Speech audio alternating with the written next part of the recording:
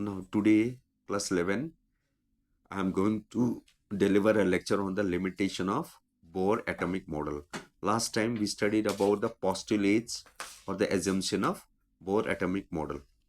First of all, we will discuss four important limitations or the demerits of Bohr Atomic Model. That is called the shortcomings. He could not prove that. His model theory of atom is only applicable for lighter one electron system. For lighter one electron system, his model proved 100% correct.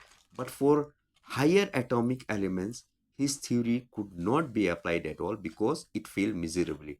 For, let's say for instance, heavier elements are those elements which are having plenty of electrons and plenty of neutrons. Means as we go along the periods, we find as the atomic number increases, the atomic mass of the atoms or the elements is also increasing, and that is going to form the heavier mass. For one electron system, his model completely succeeded, but for multi-electron system, his model failed. Now we will come to the second point.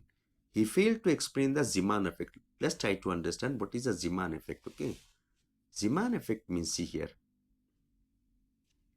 this is the ground state where a single electrons of the hydrogen absorb photon energy and ultimately it excited to the higher state.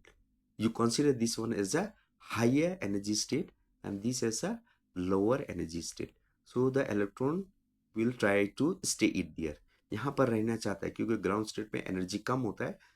So when it absorbs the photon energy, it will try to excite to those higher state जहां पर energy fixed होगा, जहां पर उसको energy ले सकेगा, वो energy fit, that's called the quantization of energy. So when it reaches the higher state, it immediately one come back to the ground state. This is the higher energy state, this is the lower energy state. As it try to come to the ground state, because since Neil Bohr atomic theory is only applicable for hydrogen atom, that's a one electron system, so it's showing a single line. But if you try in the presence of the electromagnetic field, what happens? See here, in the presence of the magnetic field, it should split into finer discrete lines. This is called finer discrete lines. Let's say 3, 5, 10, 15. These are the finer discrete. ये split होकर के 3, 4, 5 line में वो आपका छोटे छोटे दिखाए. That is called the finer lines, and that form the spectral lines. But in the case of the atomic model as proposed by Bohr, this was not happening in the presence of the magnetic field, right? Now we'll study about the Stark effect also. Okay, we'll come back to the study. See here, number 3. He also failed to explain Stark effect, where a single spectral line splits into finer discrete lines in the presence of electric field. Now we'll come back to there and understand. See here, as the energy goes, okay, a single line has to split into multiple lines, okay, but it is not showing here. It is showing the multiple lines because Neil Bohr has tried with a one electron system, and in that one electron system also, in the presence of the electric field, it should come down from the higher state to the lower state, giving rise to the spectral lines. Means finer discrete. Discrete means बहुत छोटे छोटे lines, पतले पतले lines. तो यहाँ पर क्या spectral lines.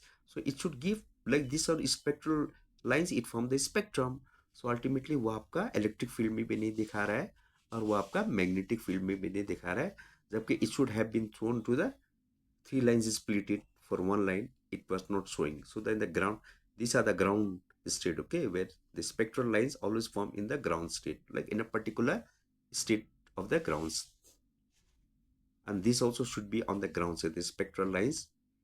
This is the higher energy state. When it comes back to the ground state, it will split into finer discrete particles, and that is called lines, and that is called the spectrum.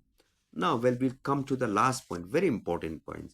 See here, Neil Bohr has obtained, he stated that he could have found out position and velocity or momentum of a moving charge electron around the nucleus. But if you go and study the Heisenberg Uncertainty Principle, which is established at that time, it was a established scientific proven theory. So according to him, he said both the information, both the parameter information, means position and momentum or a velocity of any charged moving particles, cannot be obtained at the same time, because if we have to find out the exact exact information of the position, we have to discard with हमें neglect करना पड़ेगा momentum के value या velocity. अगर if you have to find the exact precise value of the momentum or information of the momentum, we have to discard the value of the positions. Means we cannot access both the information of the particle, like position and velocity, or position or momentum is not velocity at the same time. So this was in violation of the Heisenberg uncertainty principle, which was a established scientific proven theory at that time. Thank you. Those who are new, welcome to my channel, and those who are following me for many a few weeks and months and all, you try to bell the icons and press the like buttons, and hope so you understood. And finally, before going that one, you just try to just pause it. You just try to pause it and just copy it also there. Okay, so he stated 4 important shortcomings. And all this one you pause it slowly and you just copy this one. The diagrams are very specific. This in the presence of the magnetic field and in the presence of the non-magnetic field. So a single line is also there, and this in the presence of the electric field. How a single line should have been splitted, but it was not splitting, and that is also the demerits of the Bohr. But here also I have discussed. Please pause it and just write it nicely here. Okay. Okay. Till then, goodbye. Thank you.